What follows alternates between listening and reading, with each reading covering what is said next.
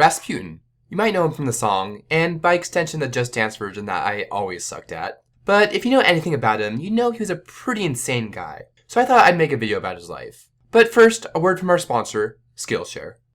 Skillshare is an amazing online learning community with thousands of classes covering dozens of creative and entrepreneurial skills. Premium membership gives you unlimited access, so you can join the classes and communities that are just right for you. Whether you want to fuel your curiosity, creativity, or even career, Skillshare is the perfect place to keep you learning and thriving. I'm going to personally recommend Digital Illustration Learn to Use Procreate by Jerem Vogel. My art skills have been limited to pixel art and whatever my old videos were. So I've been using this course to broaden my artistic horizons. Skillshare is also incredibly affordable. An annual subscription is less than $10 a month. Because Skillshare is sponsoring this video, you can sign up with the link skl.sh/LoganProductions, which is also linked in the description, and get a 2-month free trial.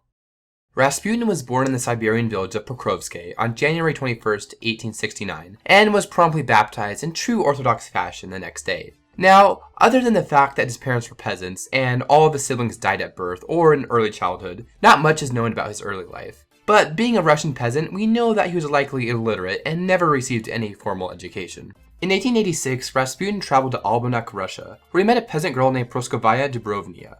After a courtship of several months, they married in February 1887. Later, he left his pregnant wife to go on a pilgrimage because I guess God calls.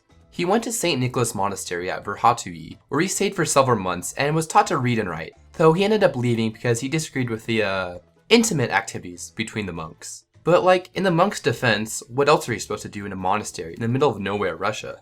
Anyhow, he gets back to Pokrovsky, a changed man, as he swore off alcohol and became something called a strainik, which basically meant he would leave Pokrovsky for months at a time to go on pilgrimages around the Orthodox world. Again, leaving his wife and kids to fend for themselves. During this time, he began to develop a small following back in Pokrovsky. Now, a lot of the other villagers weren't exactly thrilled about this, since various rumors were swirling around, like the fact that Rasputin was hosting gigantic orgies with his followers.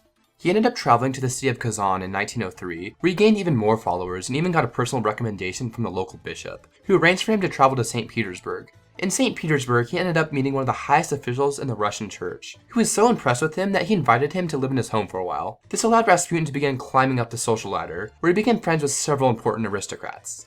He ended up meeting the Tsar a few times, and somewhere along the Tsar and his wife were convinced that this Rasputin guy could heal their son Alexei, who suffered from hemophilia. In the spring of 1907, Alexei ended up having an internal hemorrhage, so the Tsarina ended up calling Rasputin, who prayed for the boy, and bam, the next morning he was recovered. Now the Romanovs took this as proof that Rasputin really was a divine healer, and you know that the recovery was not the work of a good team of skilled doctors.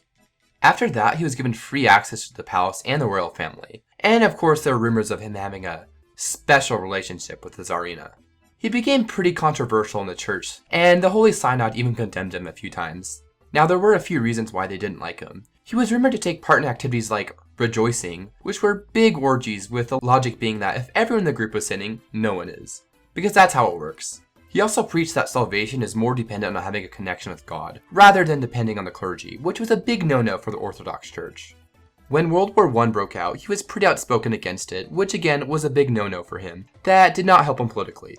But Rasputin also believed that God told him that if the Tsar didn't personally take charge of the Russian war effort, they would lose. And again, believing that Rasputin was sent by God, the Tsar listened, which really sabotaged the Russian war effort, as the Tsar had hardly any military experience. And now with the Tsar conveniently on the front, Rasputin increased his influence over the Tsarina, so many in the nobility began to rally against Rasputin. He also inadvertently contributed to the diminishing respect the Russian populace had towards the Tsar. In the early morning of December 30th, 1916, a group of nobles lured him into Yusupov's Moika Palace, where he died of 3 gunshot wounds. Now, there's a ton of debate as to the actual chain of events surrounding this, but the most commonly told narrative is that they invited him into the basement of the palace, where he was coerced into eating some cyanide-infused cakes and poison wine. Yet, those did nothing to him. Yusupov around 2:30 a.m. excused himself upstairs, where he grabbed a gun and came down and said, "Better look at a crucifix and say a prayer," and bam. Assuming he was finally dead, Yusupov then left to Rasputin's apartment, wearing his coat to make it look like he returned home that night. But then he returned back to his palace, and turns out Rasputin was still clinging on, and then leapt up at him and tried to run into the courtyard. But Yusupov shot him again before finally killing him. Now, there's a popular idea that his dick got cut off, but according to the autopsy report, his genitals were still attached. So yeah, Rasputin had a tragic death, but hey, at least we got a pretty bomb-ass song out of it. Special thanks to patrons Skylar Weston, Ben Hughes, Zy Mandez,